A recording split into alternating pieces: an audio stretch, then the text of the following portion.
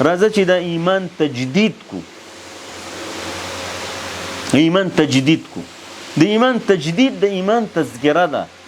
د اهل ایمان تذکره ده، او بیا خپل ځان په هماغه هغې کې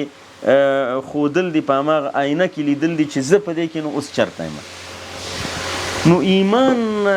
چې څومره غښتلی او قوي، په هماغه اندازه د انسان عمل خالصانه، په هماغه اندازه هغه د دې وړو وړو مسایلو نه راوځي او هغه اصل هدف ته متوجه کیږي. محترم ورونو،